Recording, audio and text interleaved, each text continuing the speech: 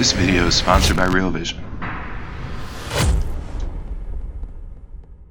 Everywhere you look, people are obsessed with cycles. You got election cycles, which, never end. You got lunar cycles that people actually get married off of. And of course, there's the textbook economic cycle, which is exactly what we're gonna talk about today on this episode of Real Vision's The One Thing.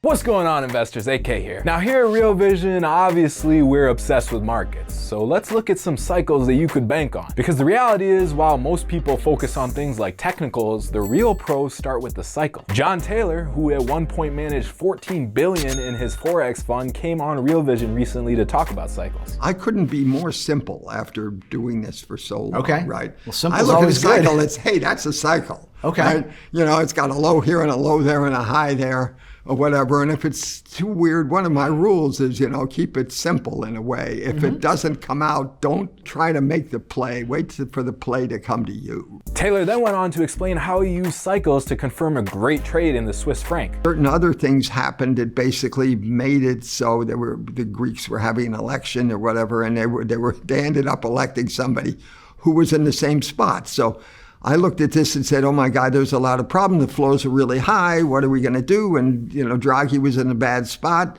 He had to do something. So there was a human element behind this, despite the fact that I realized after the fact that, gee whiz, Swiss interest rates dropped like in half because of money flowing into Switzerland to take advantage of what they saw happening. And it fit on my big cycles, the 2011 drop and this and that, they all fit together. So I was set for it in a purely statistical way.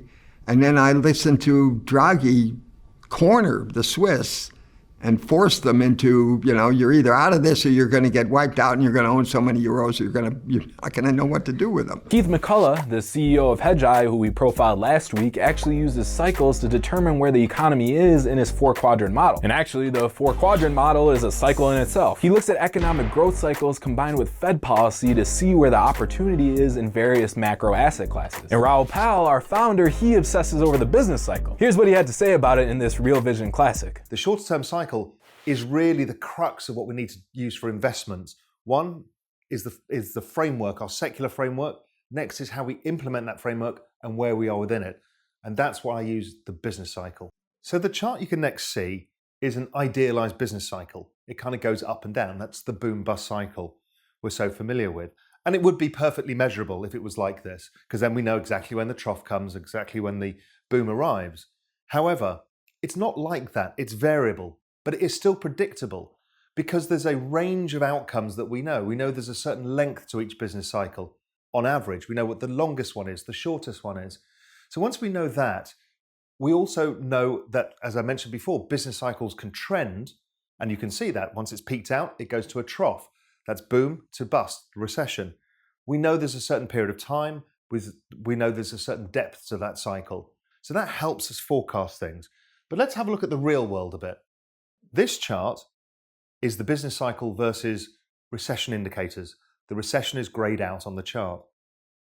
Now, as you can see, it doesn't quite look like that idealized cycle, but you can see it is a boom-bust cycle. It is cyclical. It goes up and down there is no disputing that. Real Vision loves digging deeper with legendary investors. And when a Wall Street Titan shares what cycles are important to him, you should probably listen. Ladies and gentlemen, Mr. Howard Marks. Whether it was the human cycle, whether it was the market cycle, credit cycles, everything seemed to have a rhythm, and it made investing a lot easier because you could at least have some sense of how these cycles would turn. That seems to have changed significantly in the last 15, 20 years. You're shaking your head there. I don't agree with that. I mean, I think that if you talk about 20 years, if you came in this business 20 years ago, you have seen two profound cycles. You had the TMT bubble and crash, and then you had the mortgage bubble and crash. And I think that maybe they weren't predictable. But I'm not sure they ever were, But do you think, I wouldn't classify those as cycles. I kind of look at them and think they were both attempts at cycle turns that happen quickly in kind of short order in small corners of the market.